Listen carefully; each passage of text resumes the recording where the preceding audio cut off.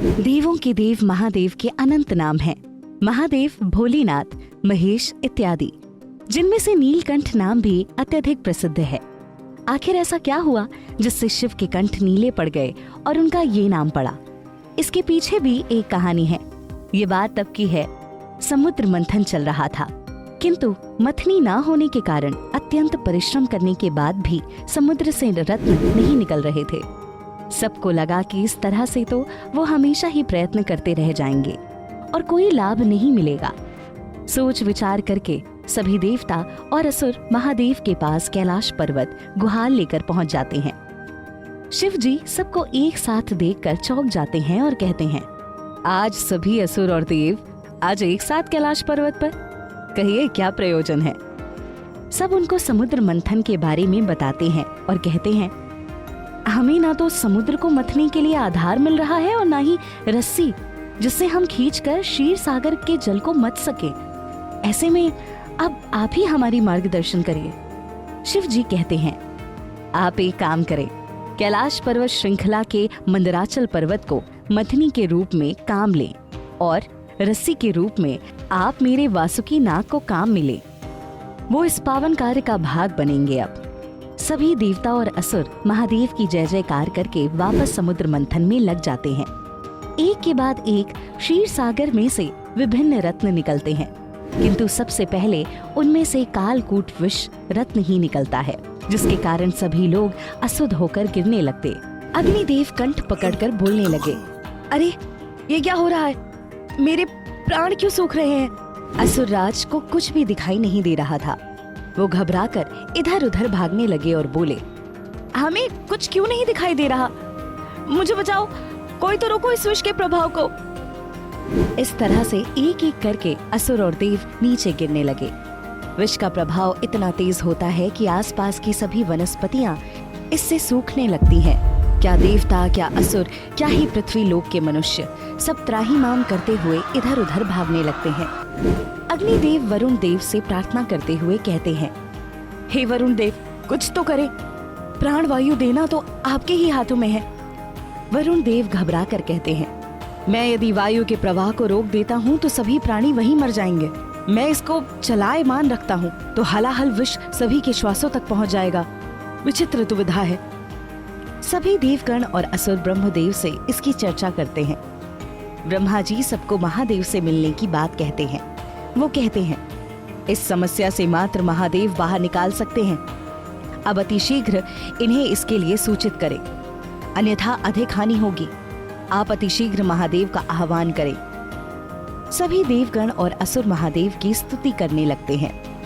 महादेव अपने नेत्र खोल देते हैं और सबको आश्वस्त करते हैं और उसके बाद शिव जी ने संपूर्ण विष को अपने शंख में भर लिया और घट घट विष को पीने लगे। माता पार्वती ये देखकर व्याकुल हो जाती हैं। पार्वती को शिव जी की चिंता होने लगती है। उनको लगता है कि कहीं स्वामी अधिक हानि न कर ले, इसलिए उनके विष को इनके कंठों तक ही रोकना होगा, अन्यथा वो इनके संपूर्ण शरीर में प्रसारित हो जाएगा। ये सोचते हुए माता पार्वती ने उनके कंठों के समीप अपने हाथ को रख दिया, जिससे विष नीचे ना प्रवाहित हो सके, और इस तरह से सारा विष उनके कंठों तक ही रुक गया। पार्वती जी शिव जी से कहती हैं, स्वामी, आपके कंठ विष के प्रभाव के कारण नीले हो गए हैं। शिव जी ये सुनकर मुस्कुराने लगते हैं और इस प्रकार से महादेव के कंठ नीले पड़ गए और इन्हीं नीले कंठों के कारण महादेव का एक और नाम नीलकंठ पड़ा, जो कालांतर में अत्यधिक प्रचलित हो गया। कहते हैं वासुकी नाग ने भी भगवान शिव के साथ विषपान किया था, जिसके कारण वो भगवान शिव को अत्यंत प्रिय हो गए। शिव ने स्वयं उनसे कहा, वासुकी, तुम मुझे अत्यंत प्रिय हो। आज से जहां भी नागों की पूजा होगी वो पूजा स्वतः ही महादेव की पूजा कहलाएगी। मेरे हर शिवलिंग के साथ तुम्हारा स्थान भी सुनिश्चित होगा। युगों युगों तक जब जब शिव का नाम लिया जाएगा वहां वासुकी नाग का स्मरण अवश्य होगा। वासुकी के अलावा भी कुछ अन्य प्राणियों और वनस्पतियों ने भी इस विष का पान किया था। जब शिव विषपान कर रहे थे तो कुछ बूंदें धरा पर गिरी थी, जिसे अनेकों प्राणियों और वनस्पतियों ने शिव के साथ ग्रहण कर लिया था। सांप ने कहा, भोलेनाथ, मैं भी आपके साथ विष रूपी प्रसाद को स्वीकार कर रहा हूँ। आप मेरा भी कल्याण करें। वहीं बिच्छू बोले, महादेव, मैं आपका परम भक्त हूँ, मुझे शक्ति दें कि मैं आप ही की भांति विष की बूंदों को पी सकूं। इस विष के कारण ही सांप, बिच्छू, अनेकों पेड़ पौधे, फल विषैले हो गए। शिव पूजा में शिवलिंग में ये सभी वनस्पतियां इसी कारण से चढ़ाई जाती हैं। ये सभी शिव को अत्यंत प्रिय हैं। एक और कथानक भी प्रचलित है। विष्णु पुराण के अनुसार कहा जाता है कि शिव के कंठों के नीचे विष को जाने से भगवान विष्णु ने रोका था। उसके अनुसार ये माना जाता है कि भगवान शिव ने विषपान करते समय विष्णु भगवान का स्मरण किया था। शिव, हे विष्णु, आप तो सभी के संकट हर लेते हैं। मैं संपूर्ण चराचर के कल्याण के लिए इस हलाहल विष का पान कर रहा हूँ। होनी अनहोनी देखना अब आप ही के हाथों में है। ये कहते हुए शिव जब विष पान कर रहे थे तो विष्णु जी ने उनके कंठों तक ही विष को रोक दिया था और उसके प्रभाव को समाप्त कर दिया था।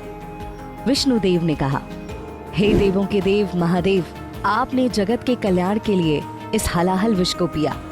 आज से संपूर्ण जगत आपको नीलकंठ महादेव के नाम से भी जानेगा।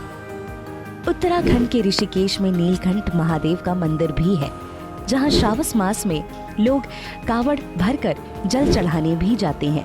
माना जाता है कि विष के प्रभाव को कम करने के लिए ही शिव के ऊपर जल चढ़ाया जाता है। श्रावण मास की स्थापना भी इन्हीं कारणों से हुई।